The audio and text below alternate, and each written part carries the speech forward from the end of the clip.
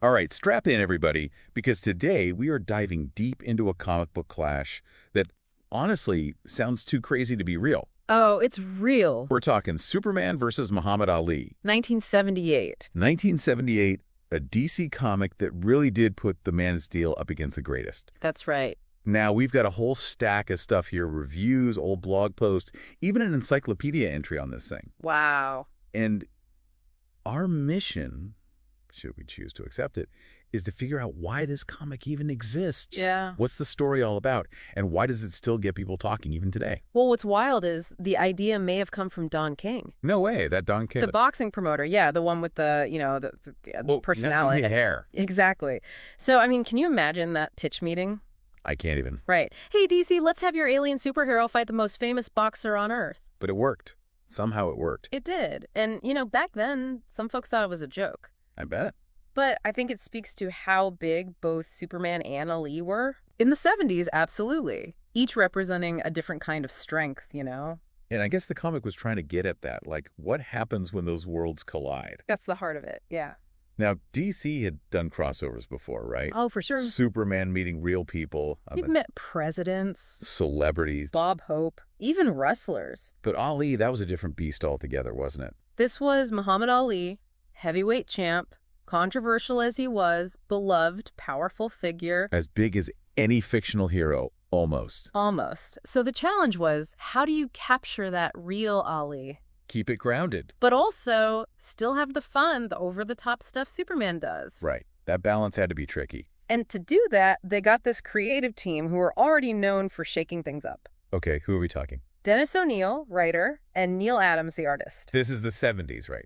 Yep, and these two, they brought a whole different feel to comics. Darker, grittier. Exactly. For Batman, their Green Lantern, Green Arrow stuff dealt with real issues. Socially conscious. Very much so. They even introduced the first Black Green Lantern, John Stewart. Wow, so they weren't afraid to push boundaries. Not at all. They helped usher in a new era for comics. Moving away from that campier Silver Age stuff. Like what you might see in old cartoons, right? Yeah, this was more mature and irrelevant. They brought a depth to superhero stories that really connected with people. So they had that experience, tackling real issues in these fantastical worlds. They did. But still, Superman and Ali, that's a whole other level of pressure, isn't it? Oh, absolutely. I mean, two of the most famous figures on the planet. Each one representing a different idea of what a hero is. And on top of all that, there was drama behind the scenes. Oh, spilled the tea. Well, midway through, Dennis O'Neil actually left the project. Why? There are different stories about what happened, but the point is, Neil Adams had to take over. As both writer and artist. The whole thing fell on his shoulders. Wow, talk about pressure. And DC, get this, they wanted him to finish the script in, a couple of days. Yeah. But Adams, he fought for more time. He must have known this was a big deal. He knew. So, with all that going on, what story did they actually end up telling? Yeah, lay it on us. All right, so it starts with aliens, naturally. Of course it does. It's comics. Right. These aliens, they're called the Scrub, led by this emperor guy, Ratlar. Okay, I'm picturing some seriously weird-looking aliens. Oh, there's something else. Anyway, they show up, threaten Earth. Classic. But their demand is they want to fight our greatest champion. Okay, now that's interesting. Right. So who is it? Superman, the alien with godlike powers, or Muhammad Ali, the human at his peak? That's the question, isn't it? And the first part of the comic is all about answering that. Who is Earth's champion? What makes a hero? Exactly.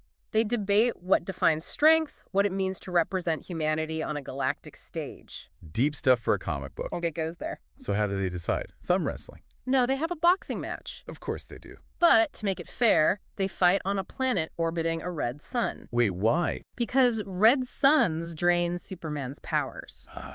Levels the playing field. Makes it about skill, strategy, not just who can punch harder. Clever. And the build-up is fantastic. Ali trains Superman at the Fortress of Solitude. Hold on. Muhammad Ali teaching Superman how to box. Yep. Footwork, jabs, the whole 9 yards. I'm already loving this. It's just this perfect clash of worlds, boxing and superheroes, Total wish fulfillment. And they needed time to train, more time than they had, so they used this Kryptonian device. Oh no, what kind of device? It manipulates time, gives Superman more time to learn from Ali. Okay, now that is just classic comic book shenanigans. Right. Time bending to win a boxing match. Gotta love it. All right, so we've got Superman training with Ali, time travel. Yeah.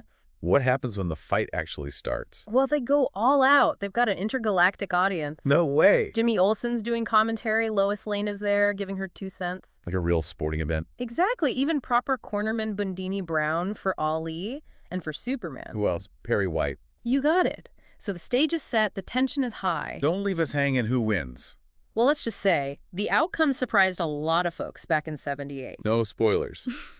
But Ali's training paid off. Let's just say that. Yeah. And even in defeat, Superman shows he's no pushover. Okay, I'm dying to know more, but I have a feeling this is just the beginning, right? Oh, you know it. The fight with Superman, that's just the first act. Ali still has to face the scrub champion. Right, this Hanya guy. And Superman's got his own role to play in saving the Earth. Oh, man, I am hooked. But before we get into all that, can we talk about the comics cover for a second? It's iconic. It's practically a work of art on its own. And the story behind it is pretty wild, too. See, they had Joe Kubert, the legend, lined up to do it. No kidding. But Ollie's team, they weren't happy with the first sketch. Oh, Bicky. So Neil Adams stepped in, but to honor Kubert, he kept the same layout. Nice. Just added his own flair, made the background more detailed. But the real showstopper is the crowd, right? 172 celebrities crammed onto that cover. 172. President Carter, Sinatra, the Jackson 5, you name it. It's like a who's who of the 70s. It is. Imagine trying to wrangle all those folks for a photo shoot. That's been a nightmare. And get this, some of them actually refused to be in it. Like who? Telly Savalas, John Wayne, a few others. So Adams had to get creative. How? He tweaked their likenesses just enough to avoid legal trouble. That's sneaky. I love it. Resourceful. Yeah. He was determined to capture that moment in time. So we've got this epic story, amazing artwork, a cover packed with stars. What more could you want? Must have been a huge hit when it came out, right? Well, the timing wasn't perfect. Uh-oh. What happened? Ollie lost his title to Leon Spinks right before the comic's release. Oh, no. That's a major upset. People thought the comic might flop. After all that work. But DC, they were smart. They pulled this publicity stunt. What did they do? Ollie was at a press conference and he refused to talk about the Spinks fight. Really? Only wanted to discuss the comic. It made international news, got everyone buzzing about the comic again. Did it work? Oh, yeah. Superman versus Muhammad Ali became a massive hit, sold millions of copies. Wow, that's incredible. But beyond the sales, I think this comic had a deeper impact, especially for Black readers. Oh, could see they. To see their hero, Muhammad Ali, standing toe-to-toe with Superman, this American icon. Powerful image. It was a validation of Ali's stature, you know? And Adams has said, even today, fans bring him well-loved copies to sign. Decades later. Shows you how much it resonated. So we've got the origin of the comic, the creative team, the drama that cover even the publicity stunt. A lot to unpack. But this is more than just a fight story, isn't it? Oh, much more. Superman versus Muhammad Ali is about heroism, about identity, even about social justice in America. Wow, this is already blowing my mind. We're just getting started. When we come back, we'll dive into why this seemingly silly comic book is still relevant and impactful today, over 45 years after it was first published. Don't go anywhere, folks. We'll be right back. And we're back, still unpacking this wild comic, Superman versus Muhammad Ali. And, you know, one of the things that makes this comic so fascinating is that it's like a time capsule. Capturing this really specific moment in American history. 1978, right? A few years after the Civil Rights era. Things were changing, but those wounds, they were still fresh. Oh, absolutely. And Ali himself, he was a controversial figure. Beloved by so many, especially in the Black community. For his achievements, his outspokenness. His conversion to Islam. But he was also criticized. For refusing the draft during Vietnam. He was a man who challenged the status quo. That's a good way to put it. He wouldn't be silent about injustice. And to pair him with Superman. The ultimate symbol of America. It was a bold statement. It really makes you think about what it meant to be an American hero back then. In the 70s, that idea was being debated. Vietnam, Watergate, the civil rights movement. People were questioning authority. So this comic is putting Superman next to Ali, a man who is both celebrated and condemned. It forces us to ask, who's the real hero? Right. It goes beyond simple good and evil. Heroism can be messy. Complicated, even controversial. And it's not just the pairing of the characters. The story itself tackles these ideas. There's this great scene. Ali's arguing with Superman about who should represent Earth. Oh, yeah, I remember that. Ali says, "You may be stronger, Superman, but you ain't from Earth." Powerful lines. He says, "You don't know what it's like to struggle, to fight for your place in the world." Heavy stuff. It's Ollie speaking from his own experience. As a black man in America. Exactly. He's saying Superman doesn't have that same lived experience. That same understanding of prejudice, of overcoming adversity. And I think that's partly why Ollie's victory over Superman hits so hard. Even though it shocked readers back then. It's a symbolic victory. For the marginalized, the people who have had to fight harder for recognition. It challenges that idea that power is just physical. That strength is all about brute force. It says intelligence, strategy, resilience, those matter too. Maybe even more. Especially for young black readers at the time. Seeing their hero outsmarting Superman. The ultimate powerhouse. What a message of empowerment. That even superhuman strength can be beaten by a sharp mind. And it's not just about race.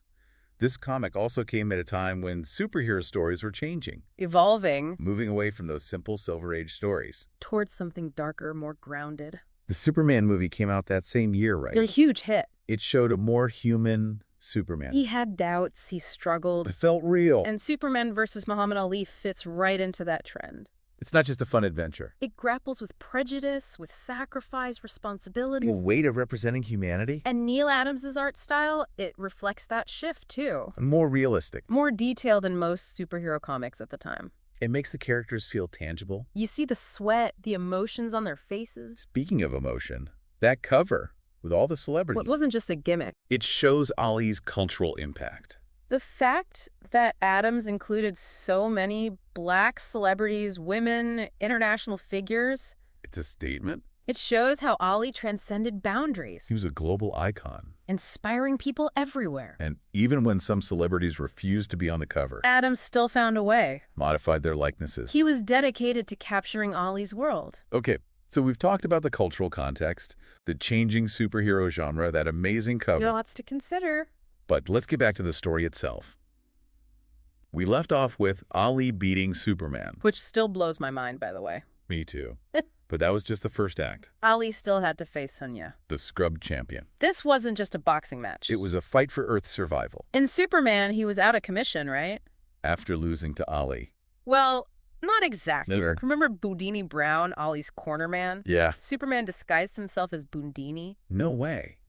To infiltrate the scrub fleet. You got it. So it's a two-front battle. Ollie in the ring, fighting for his life. And Superman trying to disable the scrub's weapons. Exactly. And both heroes are facing incredible odds. Ollie's getting pummeled by Hunya. Right. This genetically engineered monster. Brutal. But Ollie keeps fighting. Never gives up. He relies on his heart, his strategic mind. That's what makes him so compelling. But it's not just physical strength. What else is there? Well, get this.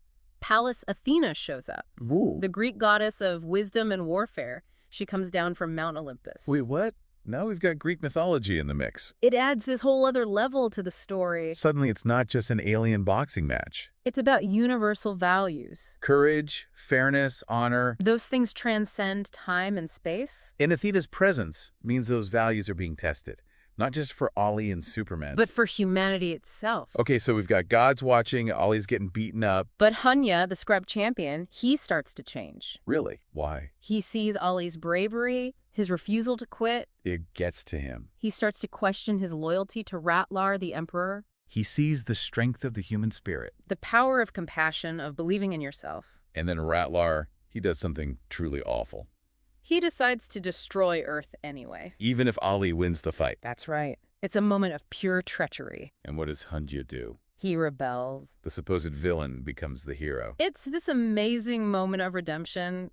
He's inspired by Ollie's example. So he turns against his own people. He helps Superman disable the scrub's weapons. So Earth is saved. Thanks to the alien champion who was supposed to destroy us. That's a powerful twist. It shows that even enemies can be swayed by courage and compassion. That true heroism can come from anywhere. And in the end, both Ollie and Superman survive. They return to Earth as heroes. But the story's not over yet.